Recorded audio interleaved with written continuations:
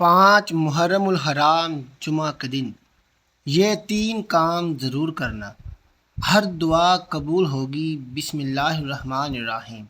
دوستو، آج 5 محرم جمعہ کے دن کا بہت ہی خاص اور مجرب وظیفہ لے کر آپ کی خدمت میں حاضر ہوا ہوں۔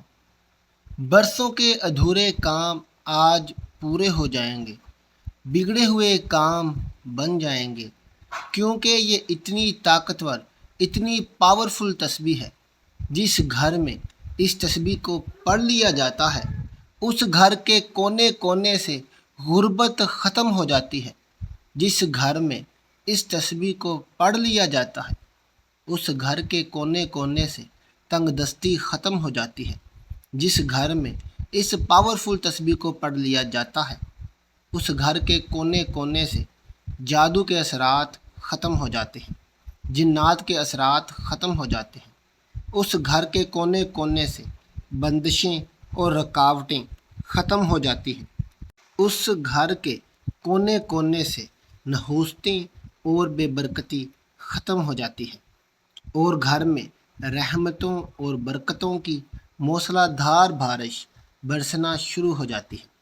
ناظرین، جمعہ کا دن بڑا ہی خاص اور اہم ہوتا ہے۔ جمعے کے دن ہر نیکی کا ثواب رب کریم بڑھا کر دیتا ہے، اور یہی جمعہ جب محرم الحرام میں آ جاتا ہے تو اس کی تعظیم اور فضیلت مزید بڑھ جاتی ہے، اور اس میں ہر نیکی کا ثواب پہلے جمعہ کی نسبت مزید بڑھ جاتا ہے۔ اس لیے آپ نے آج محرم الحرام کے پہلے جمعہ کے دن یہ وظیفہ ضرور کرنا ہے۔ پیارے دوستو، اللہ تعالیٰ نے بعض دنوں پر فضیلت بخشی ہے، اور انہی دنوں میں ایک دن جمعہ مبارک کا بھی ہے، اور اللہ نے بعض مہینوں کو بعض مہینوں میں فضیلت بخشی ہے، اور انہی مہینوں میں ایک محرم الحرام کا بھی مہینہ ہے۔ اور جب محرم الحرام کے مہینے میں جمعہ کا دن آ جاتا ہے تو میرا رب اس دن اپنے بندوں کی فریادیں، اپنے بندوں کی حاجتیں خود سنتا ہے اور خود ان کی مشکلات کو حل کرتا ہے۔ دوستو، جس گھر میں محرم کے مہینے میں یہ طاقتور تسبیح پڑھی جاتی ہے، میں تو کہتا ہوں کہ اس تسبیح کو آپ ابھی پڑھ لیں، اور اگر آپ کسی بھی وجہ سے آج نہ پڑھ پائیں تو آپ اس تسبیح کو کل پڑھ لیں، پرسوں پڑھ لیں، 2 دن بعد پڑھ سکتے ہیں، 4 دن بعد بھی آپ پڑھ سکتے ہیں، حتیٰ کہ آپ محرم کے مہینے میں کسی بھی دن اس تسبیح کو پڑھ سکتے ہیں۔ لیکن ماہ محرم میں آپ نے اس تسبیح کو ضرور پڑھنا ہے۔ اس تسبیح کو آپ نے ہرگز چھوڑنا نہیں ہے۔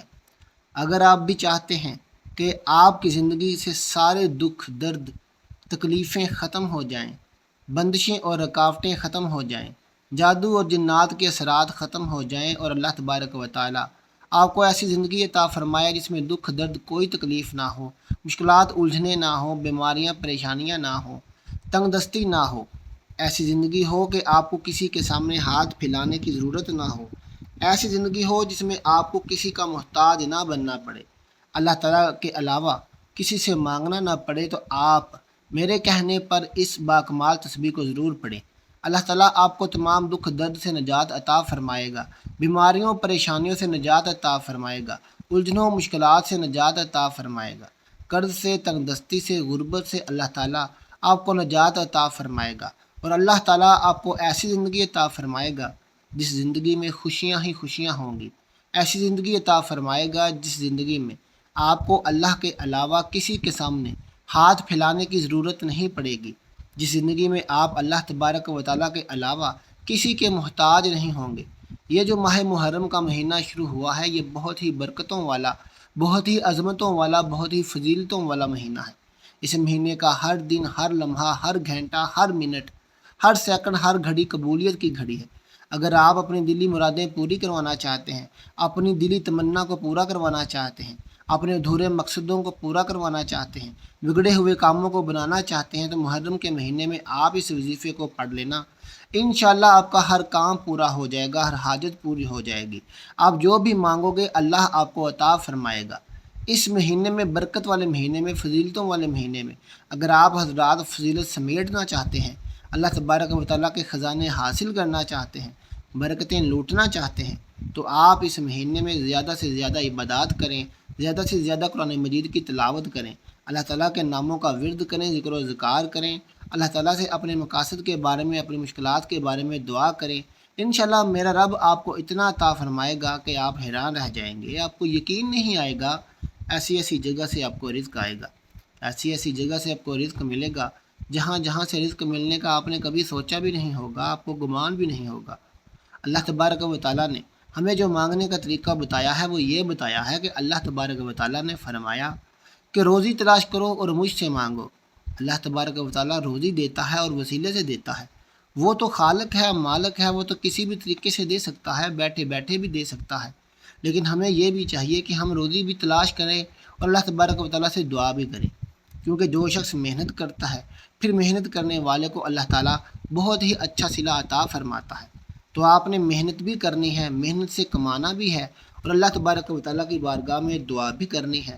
انشاءاللہ بہت ہی جلد آپ کو قرض سے نجات مل جائے گی، غربت سے اور تنگ دستی سے نجات مل جائے گی۔ وقت کی نزاکت کو مد نظر رکھتے ہوئے آئیے آج کے اس بابرکت عمل کی طرف چلتے ہیں۔ وظیفے کا ایک ایک حرف، نقطہ نقطہ میں آپ کو بچوں کی طرح سمجھاؤں گا، تاکہ آپ کو ایک چیز اچھی طرح سمجھ لگ سکے اور آپ کو وظیفہ کرتے وقت کسی بھی چیز کی مشکل پیش نہ آئے۔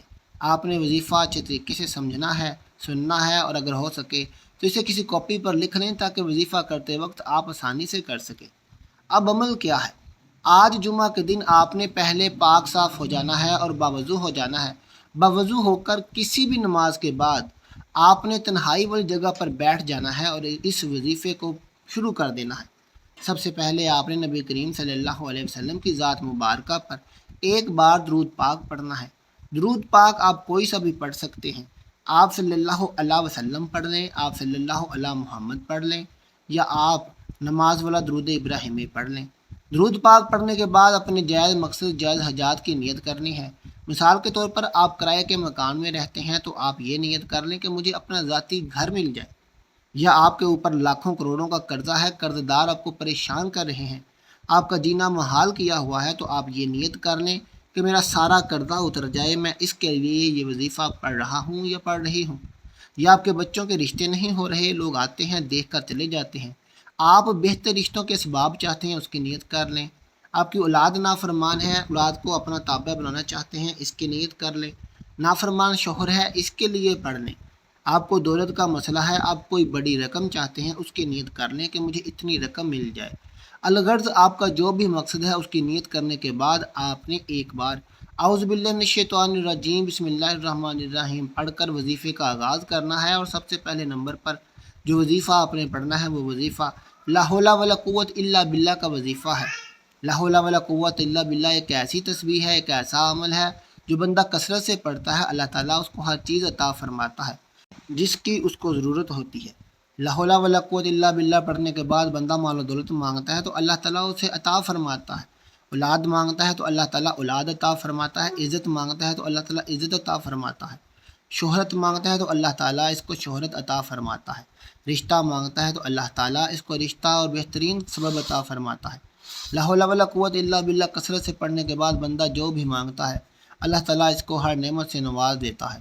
تو آپ نے لا حول ولا قوت الا باللہ کو ٹھہر ٹھہر کر پڑھنا ہے، آرام سے پڑھنا ہے۔ کیسے پڑھنا ہے اور کتنی بار پڑھنا ہے توجہ کیجیے گا۔ لا حول ولا قوت الا باللہ ایک ہو گیا، لا حول ولا قوت الا باللہ دو ہو گیا، لا حول ولا قوت الا باللہ تین بار ہو گیا۔ اسی طرح سے آپ نے لا حول ولا قوت الا باللہ کو ہاتھ کی انگلیوں پر پڑھ لیں گے، تسبیح کے دانوں پر پڑھ لیں۔ آپ نے 11 بار پڑھنا ہے، 11 مرتبہ لا حول ولا قوت الا باللہ پڑھنے کے بعد آپ نے دوسرے نمبر پر جو وظیفہ پڑھنا ہے وہ وظیفہ اللہ تبارک و تعالیٰ کا اسم اعظم ہے۔ اس اسم اعظم کو پڑھنے سے رزق کے تمام دروازے کھول دیے جاتے ہیں، تنگدستی ختم کر دی جاتی ہے، غربت ختم کر دی جاتی ہے، اور اس کے کاروبار میں، رزق میں موسلا دھار رحمتوں اور برکتوں کی بارشیں برسنا شروع ہو جاتی ہیں۔ وہ اسم اعظم یا غنی ہے، آپ نے آرام سے پڑھنا ہے، ٹھہر ٹھہر کر پڑھنا ہے۔ کیسے پڑھنا ہے، کتنی بار پڑھنا ہے توجہ کیجیے گا۔ یا غنیوں ایک بار ہو گیا، یا غنیوں دو بار ہو گیا، یا غنیوں تین بار ہو گیا۔ اسی طرح سے آپ یا غنیوں کو ہاتھ کی انگلیوں پر پڑھ لیں، تسبیح کے دانوں پر پڑھ لیں۔ آپ نے 21 بار پڑھنا ہے۔ یا غنی 21 بار پڑھنے کے بعد آپ نے تیسرے نمبر اور آخری نمبر پر جو وظیفہ پڑھنا ہے وہ وظیفہ سورۃ الکوثر کا وظیفہ ہے۔ ناظرین، جس دن سے بندہ اس رد کو پڑھنا شروع کر دیتا ہے تو پھر اس کی تقدیر اسی دن سے بدلنا شروع ہو جاتی ہے۔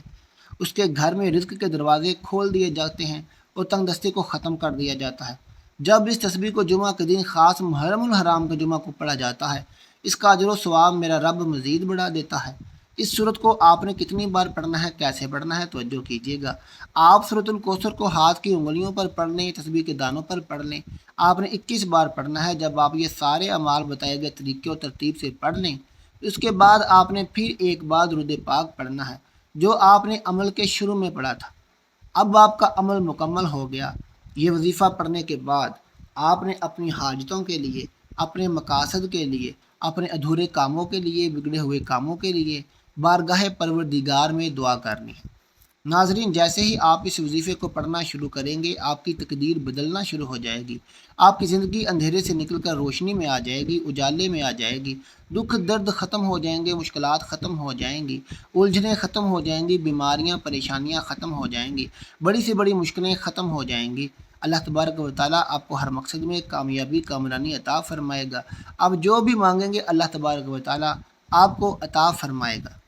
ناظرین، آپ نے آج محرم الحرام کے پہلے جمعہ کے دن اس وظیفے کو لازمی کرنا ہے۔ آج میری وہ مائیں بہنیں جن کی شادیوں کو 10 سال گزر چکے ہیں لیکن ان کے ہاں اولاد پیدا نہیں ہو رہی، اولاد کے تانے سن سن کر وہ پریشان ہیں، انشاءاللہ آج محرم الحرام کے پہلے جمعہ یہ وظیفہ کرنے سے میرا رب نرینہ اولاد عطا فرمائے گا۔ آپ کا کاروبار چمک اٹھے گا، پسند کی شادی ہو جائے گی، گھر میں برکتیں ہی برکتیں آ جائیں گی، پیسوں کی کمی ختم ہو جائے گی، جیب سے کبھی پیسے ختم نہیں ہوں گے، امتحان میں اچھے نمبر آئیں گے۔ اس لیے آپ نے آج جمعہ کے دن اس وظیفے کو ضرور کرنا ہے۔ دعا ہے کہ رب کریم میرا سنانا، آپ کا سننا اپنی بارگاہ الہی میں قبول و منظور فرمائے۔ آمین ثم آمین۔